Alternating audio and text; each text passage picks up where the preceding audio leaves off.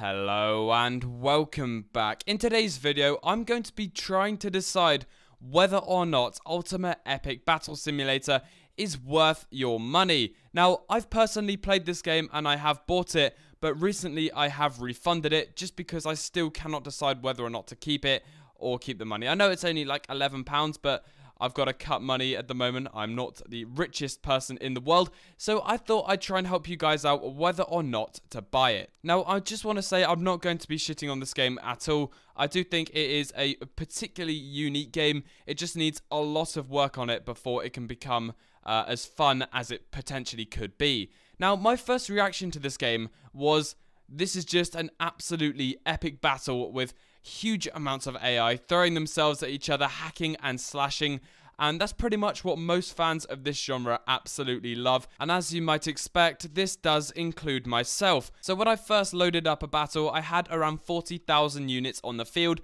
and I couldn't get above like 5 FPS. So I was like, that's fair enough, it is 40,000 units, so I halved it to 20,000 I think it was, and that was kind of about 15 to 20 FPS, and that's where most YouTubers actually find their FPS and where most people will find their FPS with the huge unit sizes. And it's just horrible. It is horrible to have your mouse dragging across the screen with that really low FPS, especially when I'm used to playing in like 80 frames minimum. So what I'm saying, if you want to play in the huge battles that most people are showing on YouTube and what's advertised as part of the game, make sure you have a good computer, and I'm sure most of you will know that already. If you can see past the low frame rate, you do have a very nice game on your hands. Who wouldn't want to put 500 Spartans against 10,000 Persians, or they're kind of like medieval knights in this. You can also get orcs and dwarves and that kind of thing, not like Lord of the Rings authentic ones, but they look pretty cool. The maps are also stupendous. You have that castle map that just looks brilliant, especially with the thousands and thousands of knights pouring on its walls and having the archers fire over the top. It just looks phenomenal. And that is what makes the game for most people. But for me personally, after I've got over that initial shock of just how many units are on the field, I'm like, right, what can I do now apart from watching these guys hit into each other and mash each other for the next, I don't know, 30 minutes. And I was like, okay, so we can go ahead and right click on one of the soldiers and kind of go into him and play as that character. And I started, I think it was a cavalry unit I started off with. And I was riding him around, and the horse was like sliding along the ground. There was like no animations for the horses. And I went to attack, used the attack button, and nothing happened until I got right up close to a unit. And then it would do some weird animation where the unit would just spam it, and then I would be spammed to death, and then I would be back in spectator mode. And I was like, right, that was over in like a few seconds. So I was like, okay, what can we do next? So you can actually harness some troops and you can get troops to follow you. So I did that. I led a little bit of a warband and I tried to flank the enemy, but my guys got melted almost straight away. So I was like, okay, what can I do now? And then I was like, there's nothing else to do. I can't really do much else apart from spam these other characters or watch the battle happen. I do want to stress that this is my personal opinion. I know some people will enjoy, and I know a lot of you guys will enjoy just watching these huge armies fight each other and getting involved by going into these characters and trying to hit as many enemies as you can, and I can understand that. But just from my personal preference, it just doesn't really do it in terms of enjoyment for me. I think I'd rather go ahead into Mount and Blade and play like 200 versus 200, where I can actually use some form of skilled technique to take out the enemy rather than just spamming left click as much as possible. I also understand that this is a beta or early access game, and that's understandable. And I know the developer is one guy. I'm pretty sure it's only one guy, and he is working very, very hard to improve just how the fighting works. I've seen his latest, I think it's Steam developer thingy-majig, and he's doing a good job, and we're going to break down some of his future plans right now. So most of the ideas that he's come up with have been because of the community feedback, and as an early access game, you can understand that there is a lot of that community feedback, and it's always good to see a developer taking that feedback on board and hopefully putting it into an idea and hopefully putting it into the game. So he says he wants to add lots more units and emphasis on lots. He basically plans to try and get the most popular ones in the game plus many more. Some are already in the works, apparently. So we've got down in the comment section someone saying, I want Vikings, tanks, artillery, US Marines, Navy, German Tiger tanks, cannons, elves, Greek soldiers, a new castle map, club men from the medieval, and soldiers from the 16th century. That's a big list, but there's so much potential you can do. Me personally, I'd love to see a 16th century with those massive blocks of pikemen. You can have some cannons. You could have those musketeers firing in their huge lines.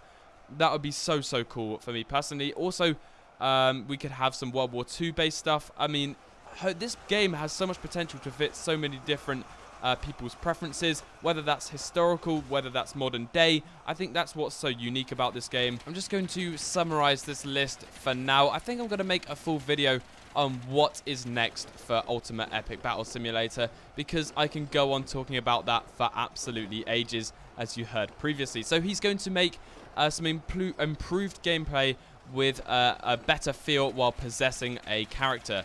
The player will have more control and feedback, which aims to improve the experience of playing as a soldier. Some features may include damage indicators, kill indicators, and more freedom with enemy targeting and attacking. He's going to improve the ordering system, which is very, very nice. The ordering system's a bit weird. They're going to have AI advancements, though basically he's going to be improving the AI. He's going to be adding, hopefully, some modding availability through the Steam Workshop. That is a very quick summary of what he wants to add in. As I said, I'll probably make a full video very, very soon. A brilliant thing about this game is how the actual units look. The actual detail that's gone into these units is phenomenal. They actually look really, really cool, and they do look slightly diverse. So you haven't just got one unit repeated over and over. That's not the case in some of the unit categories, but that is the case in a fair few of them. Something else I only recently picked up on is that you can actually customize the units. For example, you can change the turtles to basically run like Sonic, so you can make these turtles go really, really, really quick. And I think that's something really cool. So you can actually customize how quick they go. I think they're damaged, so you can actually make them have negative damage to their heal. So you can do a lot of weird stuff like that. That's just something that's like an extra feature, and I think that's one of the really cool features that this game has. Most of the time when playing this, I feel like it's very repetitive. Once you've played one unit once, you're like, oh, this is cool, now I want to try out another unit. Eventually you go through all the different units, and then you're like, we can combine them together. And then once you've combined them together, you've got nothing else really to do. That's my personal preference again, and that's what I'm trying to give you guys the most honest opinion I can, so you can decide whether or not you're going to buy this. So that's pretty much all I have to talk about with Ultimate Epic Battle Simulator, and I want to come down to the decision, will I be buying this in the near future?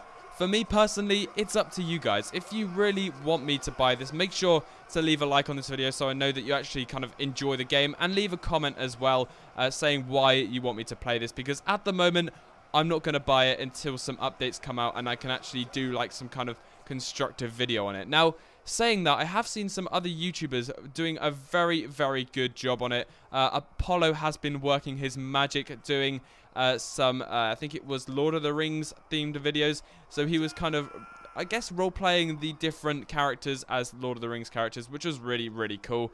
If I was going to do any sort of video on this, I think I'd like to do it on a similar wavelength to that, but still quite far off it. I'd like to do some cinematics and add in a little bit of a story, rather than just seeing loads of different units fight with not a lot of context. Right now, if you want to play this game, I think what you've seen in YouTube videos is pretty much what you're gonna get. There's not much else to the game currently. So if you like the look at it through this video, the gameplay on this video, then by all means go ahead and play it. It's not going to be much else from what you've seen.